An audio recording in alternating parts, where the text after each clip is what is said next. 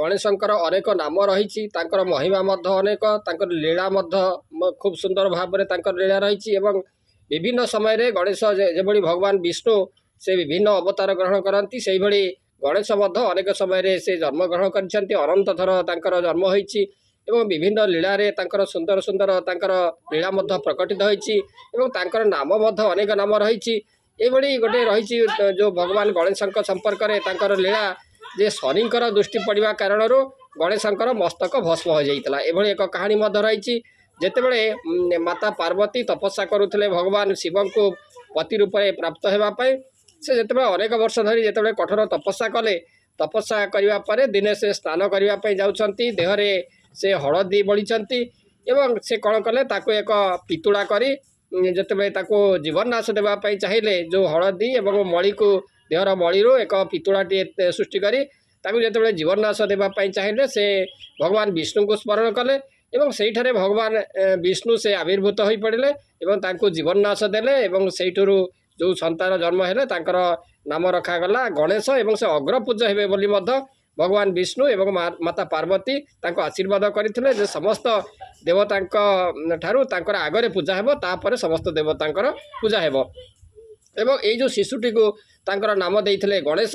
ଏବଂ ଗଣେଶ ଜନ୍ମ ହେବା ପରେ ମାତା ପାର୍ବତୀ ତାଙ୍କୁ ଗୁମ୍ଫା ଦ୍ୱାରରେ ତାକୁ ଜଗାଇ ଦେଇ ସେ ତପସ୍ୟା ଗୁମ୍ଫା ଭିତରେ ତପସ୍ୟା କରିବା ପାଇଁ ମଗ୍ନ ରହିଲେ ଏବଂ ସେଇ ଯେଉଁ ଗଣେଶଙ୍କୁ କହିଥିଲେ ଯେ ଗୁମ୍ଫା ଭିତରକୁ କାହାରକୁ ଛାଡ଼ିବ ନାହିଁ, ତେଣୁ ଯାହାଦ୍ୱାରା କି ମୋର ଯେ ତପସ୍ୟାରେ ଯେଭଳି ବାଧା ସୃଷ୍ଟି ନ ହୁଏ, ତେଣୁ ସେ କାହାରିକୁ ଛାଡ଼ିବେ ନାହିଁ ବୋଲି ମଧ୍ୟ ମାତାଙ୍କ ନିକଟରେ ପ୍ରତିଶ୍ରୁତି ଦେଇଥିଲେ।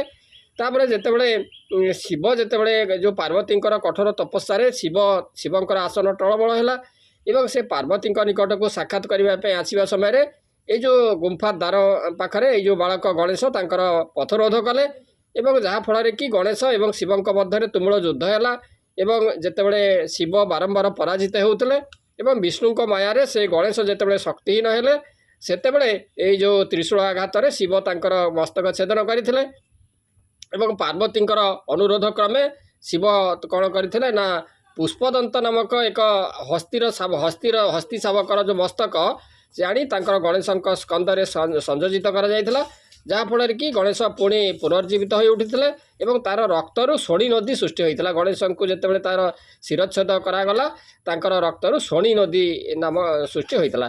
ତେଣୁ ଏଇଭଳି କାହାଣୀ ରହିଛି। କିନ୍ତୁ ବ୍ରହ୍ମବୈବର୍ତ୍ତ ପୁରାଣରେ ସେ ବ୍ରହ୍ମବୈବର୍ତ୍ତ ପୁରାଣ ଅନୁଯାୟୀ ବିବାହର ଅନେକ ଦିନ ପରେ ମଧ୍ୟ କୌଣସି ସନ୍ତାନ ସନ୍ତତି ନ ହେବା କାରଣରୁ ମାତା ପାର୍ବତୀ ସେ କ'ଣ କରିଥିଲେ ନା ସେ ଧ୍ୟାନରେ ବସିଥିଲେ, ସେ ଯେଉଁ ଭଗବାନ କୃଷ୍ଣଙ୍କର ବ୍ରତ କରି ସେ ଏକ ପୁତ୍ର ସନ୍ତାନ ପ୍ରାପ୍ତ ହୋଇଥିଲେ ଏବଂ ସେଇ ପୁତ୍ର ସନ୍ତାନର ନାମ ରଖିଥିଲେ ଯଦିଓ ଗଣେଶ, କିନ୍ତୁ ତାଙ୍କର ହସ୍ତି ମସ୍ତକ ନଥିଲା, ତାଙ୍କର ଗଜ ମସ୍ତକ ନଥିଲା, ସୁନ୍ଦର ତାଙ୍କର ରୂପ ଥିଲା ଏବଂ ଦେବତାମାନେ ମଧ୍ୟ ତାଙ୍କୁ ଦେଖିବା ପାଇଁ ଆସୁଥିଲେ ତାଙ୍କର ସୁନ୍ଦର ମନମୋହକ ରୂପକୁ ଏବଂ ଏଇଭଳି ଭାବରେ ଦେବତାମାନେ ତ ଆସି ତାଙ୍କୁ ଦର୍ଶନ କରି ଫେରି ଯାଉଥିଲେ। ଥରେ କ'ଣ ଆସିଲେ ନା ଶିବଙ୍କର ଜଣେ ଶିଷ୍ୟ ଥିଲେ, ସେ ହେଉଛନ୍ତି ଗ୍ରହରାଜ ଶନି। ସେ ଶନି ମଧ୍ୟ ଆସିଲେ ଦେଖିବା ପାଇଁ, ଗଣେଶଙ୍କୁ ଦେଖିବା ପାଇଁ କୈଳାସରେ ସେ ପହଞ୍ଚିଲେ। ତାଙ୍କର ଯେଉଁ ଗୁରୁ ହେଉଛନ୍ତି ଶିବ ଏବଂ ଯେତେବେଳେ କୈଳାସରେ ପହଞ୍ଚିଲେ ସେ ଦେଖିଲେ ଶିବ ଧ୍ୟାନମଗ୍ନ ଅବସ୍ଥାରେ ଅଛନ୍ତି। ତେଣୁ ସେ ଶିବଙ୍କର ଧ୍ୟାନ ଭଗ୍ନ କରିବେ ନାହିଁ, ତେଣୁ ସେ କ'ଣ କଲେ ସିଧାସଳଖ ମାତା ପାର୍ବତୀଙ୍କ ପାଖକୁ ଚାଲିଗଲେ ଏବଂ ସେତେବେଳେ ଯେଉଁ ମାତା ପାର୍ବତୀଙ୍କର କୋଳରେ ଏଇ ଗଣେଶ ଥିଲେ ଏବଂ ତାଙ୍କର ସେତେବେଳେ ସୁନ୍ଦର ମୁଖମଣ୍ଡଳ ଏବଂ ସୁନ୍ଦର ଦେଖିବା ପାଇଁ ତାଙ୍କୁ ସେ କୋଳରେ ବସେଇ ତାଙ୍କ ସହିତ ସେ ବସିଛନ୍ତି। ଏହି ସମୟରେ ଶନି ଦେବତା ମାତାଙ୍କ ନିକଟକୁ ପହଞ୍ଚିଗଲେ ଏବଂ ମାତାଙ୍କୁ ପ୍ରଣାମ ଜଣାଇ ସେ ତାଙ୍କ ସହିତ ବାର୍ତ୍ତାଳାପ କଲେ ଏବଂ ଦେବୀ ପାର୍ବତୀ ଦେଖିଲେ ଯେ ଗଣେଶ ନିମ୍ନକୁ ଦୃଷ୍ଟି କରି ସେ ତାଙ୍କ ସହିତ କଥାବାର୍ତ୍ତା କରୁଛନ୍ତି ଏବଂ ସିଧାସଳଖ ତାଙ୍କ ମୁହଁକୁ ଚାହୁଁନାହାନ୍ତି। ତେଣୁ ଏହାର କାରଣ ସେ ପଚାରିଲେ ଯେ ଶନିଦେବଙ୍କୁ ଯେ ଆପଣ ମୋ ସହିତ କଥାବାର୍ତ୍ତା ହେଉଛନ୍ତି କିନ୍ତୁ ମୁଣ୍ଡ ତଳକୁ କରି କାହିଁକି? ଆପଣଙ୍କର କ'ଣ ଦୃଷ୍ଟି ଦୋଷ ରହିଗଲା କି, ଯେଉଁଥିପାଇଁ ଆପଣ ତଳକୁ ଅନେଇକରି ମୋ ସହିତ କଥାବାର୍ତ୍ତା ହେଉଛନ୍ତି? ସେତେବେଳେ ଶନିଦେବ କହିଥିଲେ ମୋର ଦୃଷ୍ଟି ଠିକ୍ ଅଛି, କିନ୍ତୁ ଏ ଗୋଟେ ଅଭିଶାପ ମୋ ପ୍ରତି ରହିଛି। ମୋର ପତ୍ନୀ ମୋତେ ଏଇଭଳି ଅଭିଶାପ ଦେଇଥିଲେ, ଯେଉଁଥି କାରଣରୁ ମୁଁ ଯାହାକୁ ଅନେଇବି ବା ଯେଉଁ ମୋର ଉପରକୁ ଯଦି ଦୃଷ୍ଟି କରି ଯାହା ଆଡ଼କୁ ମୁଁ ଅନେଇବି ତାଙ୍କର ଅମଙ୍ଗଳ ହେବ ଏବଂ ତାଙ୍କର ଶରୀର ଭସ୍ମ ହୋଇଯିବାର ମଧ୍ୟ ସମ୍ଭାବନା ରହିଛି। ତେଣୁ ଏହି କାରଣରୁ ମୁଁ ଆପଣଙ୍କ ସହିତ ମୋ ମୁଣ୍ଡ ଟେକି ମୁଁ କଥାବାର୍ତ୍ତା କରିପାରୁନାହିଁ। ସେତେବେଳେ ମାତା ପାର୍ବତୀ ମାନେ ଆହୁରି ତାଙ୍କର ଉତ୍ସୁକତା ବଢ଼ିଗଲା। କ'ଣ ତାଙ୍କର କିଭଳି ତାଙ୍କର ପତ୍ନୀ ଅଭିଶାପ ଦେଇଥିଲେ ସେ ସମ୍ପର୍କରେ ସେ ଜାଣିବା ପାଇଁ ସେ ଇଚ୍ଛା ପ୍ରକାଶ କଲେ। ଏବଂ ଶନି ଦେବତା କହିଲେ, ମୁଁ ଶିବଙ୍କର ଧ୍ୟାନରେ ଅଧିକାଂଶ ସମୟ ମଗ୍ନ ରହୁଥିଲି। ମୁଁ ଶିବଙ୍କର ଧ୍ୟାନ କରୁଥିଲି ଏବଂ ଯାହାଫଳରେ ମୋର ଯେଉଁ ପତ୍ନୀ ଥିଲେ ଗନ୍ଧର୍ବ କନ୍ୟା, ତାଙ୍କର ନାମ ହେଉଛି ଧାମିନୀ ଏବଂ ତାଙ୍କଠାରେ ମଧ୍ୟ ମଙ୍ଗଳ ଦଶା ଥିଲା। ମଙ୍ଗଳ ଦଶା ଥିବା କାରଣରୁ ମୁଁ ତାଙ୍କ ସହିତ କୌଣସି ଶାରୀରିକ ସମ୍ପର୍କ ରଖିନଥିଲି। ଏବଂ ଥରେ ମୁଁ ଧ୍ୟାନରେ ବସିଛନ୍ତି, ତାଙ୍କର ସେ ଋତୁ ସ୍ନାନ ବା ଋତୁନିବୃତ୍ତି ପରେ ସେ ଯେତେବେଳେ ମୋ ପାଖରେ ପହଞ୍ଚିଲେ ସେ ମୋତେ ବହୁତ ଥର ଡାକିଲେ, ମାତ୍ର ଧ୍ୟାନରେ ଥିବା କାରଣରୁ ମୁଁ ତାଙ୍କ ଆଡ଼କୁ ଅନେଇ ନଥିଲି। ଏଇଭଳି ବାରମ୍ବାର ସେ ଯେତେବେଳେ ମୋତେ ଡାକିଲେ, ମୁଁ ଯେତେବେଳେ କୌଣସି ଉତ୍ତର ନଦେଲି, ମୁଁ ତା ପ୍ରତି ଅନାଦର କରୁଛି ଭାବି ଏବଂ ଏହାକୁ ସେ ଅପମାନ ବୋଧ କରି ସେଇଠୁ ସେ ମୋତେ ଅଭିଶାପ ଦେଇଥିଲେ ଯେ ଆଜିଠାରୁ ତୁମେ ଯାହାକୁ ମୁଣ୍ଡ ଟେକି ଅନେଇ ଚାହିଁବ ତାଙ୍କର ଅମଙ୍ଗଳ ହେବ ଏବଂ ତାଙ୍କର ଅମଙ୍ଗଳ ହେବ ଏଭଳିକି ତାଙ୍କର ମସ୍ତକ ମଧ୍ୟ ଧ୍ୱଂସ ହୋଇଯିବାର ମଧ୍ୟ ସମ୍ଭାବନା ରହିଛି। ଏଇଭଳି ସେ ଅଭିଶାପ ଦେଇଥିଲେ। ତେଣୁ ମୋ ପତ୍ନୀ ଧାମିନୀଙ୍କର ସେଇ ଅଭିଶାପକୁ ମୁଁ ଭୟ କରି କୌଣସି କାହା ଆଡ଼କୁ ମୁଁ ସେଇଦିନଠାରୁ ଅନେଇ ନାହିଁ। ତେଣୁ ତଳକୁ ଦୃଷ୍ଟି ରଖି ମୁଁ ସବୁ ସମୟରେ କଥାବାର୍ତ୍ତା କରେ। ତେଣୁ କାହା ଉପରକୁ ସିଧା ଦୃଷ୍ଟି ମୁଁ କରେ ନାହିଁ।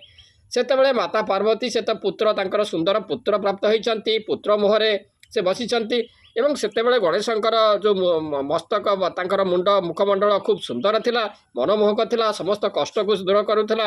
ଏବଂ ସେ ତାଙ୍କର ଏବଂ ମାତା ପାର୍ବତୀ ସେ ଅନୁରୋଧ କଲେ ଯେ ଶନିଙ୍କୁ, ଦେଖନ୍ତୁ ମୋର ଯେଉଁ ପୁତ୍ର କିଭଳି ଭାବରେ ସୁନ୍ଦର ଏବଂ ସମସ୍ତ କଷ୍ଟ ଏବଂ ସମସ୍ତ ବାଧାକୁ ଦୂର ହୋଇଯିବ ତାଙ୍କର ଯେଉଁ ସୁନ୍ଦର ମୁଖମଣ୍ଡଳକୁ ଦେଖିଲେ ଏବଂ ଏଭଳି ମଧ୍ୟ ଶକ୍ତି ରହିଛି ତାଙ୍କର ମୁଖମଣ୍ଡଳର। ତେଣୁ ଆପଣ ଥରେ ତାଙ୍କୁ ଟିକେ ଦେଖିଦିଅନ୍ତୁ, କୌଣସି ଅସୁବିଧା ହେବ ନାହିଁ ଏବଂ ତାଙ୍କର ଯେଉଁ ମୁଖମଣ୍ଡଳକୁ ଦେଖିବା ଦ୍ୱାରା ଆପଣଙ୍କର ସମସ୍ତ ଯାହା କଷ୍ଟ ରହିଛି ସେ ମଧ୍ୟ ଦୂର ହୋଇଯିବ। ତେଣୁ ମାତା ଯେତେବେଳେ ବାରମ୍ବାର ଅନୁରୋଧ କଲେ, ମାତାଙ୍କର ଯେଉଁ ଆଦେଶକୁ ସେ ଅବଜ୍ଞା ଆଉ କରିପାରିଲେ ନାହିଁ। ତେଣୁ ସେ କ'ଣ କଲେ, ସିଧା ନ ଚାହିଁ ତେର୍ଛା ଦୃଷ୍ଟିରେ ବା ବଙ୍କେଇକିରି ଗଣେଶଙ୍କ ଆଡ଼କୁ ଟିକେ ଅନେଇ ଦେଲେ। ଏବଂ ଯେତେବେଳେ ତାଙ୍କର ଶନିଙ୍କର ଦୃଷ୍ଟି ପଡ଼ିଗଲା ଗଣେଶଙ୍କର ମସ୍ତକ ଉପରକୁ, ସେତେବେଳେ କ'ଣ ହେଲା ନା ଗଣେଶଙ୍କର ମସ୍ତକ ଭସ୍ମ ହୋଇଗଲା, ସାଙ୍ଗେ ସାଙ୍ଗେ ଭସ୍ମ ହୋଇଗଲା। ସେତେବେଳେ ମାନେ ତ୍ରିଭୁବନରେ ହାହାକାର ପଡ଼ିଗଲା। ଗଣେଶଙ୍କର ଯେଉଁ ମସ୍ତକ, ଶିବ ପାର୍ବତୀଙ୍କର ଯେଉଁ ପୁତ୍ର ଗଣେଶଙ୍କର ମସ୍ତକ ଶନିଙ୍କର ଦୃଷ୍ଟି ପଡ଼ିବା କାରଣରୁ ତାହା ଭସ୍ମ ହୋଇଗଲା। ସେତେବେଳେ ଦେବତାମାନେ ଯେତେବେଳେ ହାହାକାର କଲେ, ମାତା ପାର୍ବତୀ ମଧ୍ୟ ବିକଳ ଭାବରେ କ୍ରନ୍ଦନ କଲେ ଏବଂ ଶନିଙ୍କ ଉପରେ ସେ କ୍ରୋଧାନ୍ୱିତ ହୋଇ ଉଠିଲେ ଏବଂ ଶନିଙ୍କୁ ମଧ୍ୟ ସେଇ ଅଭିଶାପ ଦେଲେ ଯେ ତୁମେ ମୋର ଯେଉଁ ପୁତ୍ରଙ୍କର ଯେଉଁ ମସ୍ତକକୁ ଛେଦନ କଲ, ତେଣୁ ତୁମର ଆଜିଠାରୁ ଅଙ୍ଗହାନି ହେବ। ଗୋଟେ ଅଙ୍ଗ କ'ଣ ନା ସେଇ ଅଭିଶାପ କାରଣରୁ ଯେଉଁ ଆମେ ଦେଖିବା ଶନିଙ୍କର ଯେଉଁ ଶନି ତେଢ଼ା ଚାଲନ୍ତି ଏବଂ ଶନି ଯେତେବେଳେ ମାତାଙ୍କ ନିକଟରେ ମାତାଙ୍କର ପାଦ ତଳେ ପଡ଼ି କ୍ଷମା ପ୍ରାର୍ଥନା କଲେ, ସେତେବେଳେ ମାତା ପାର୍ବତୀ କହିଥିଲେ, ତାଙ୍କୁ ଟିକେ ଆଶୀର୍ବାଦ ମଧ୍ୟ କରିଥିଲେ ଯେ ଗ୍ରହମଣ୍ଡଳରେ ତୁମେ ଗ୍ରହରାଜ ଭାବରେ ମଧ୍ୟ ତୁମେ ସ୍ଥାନ ପାଇବ।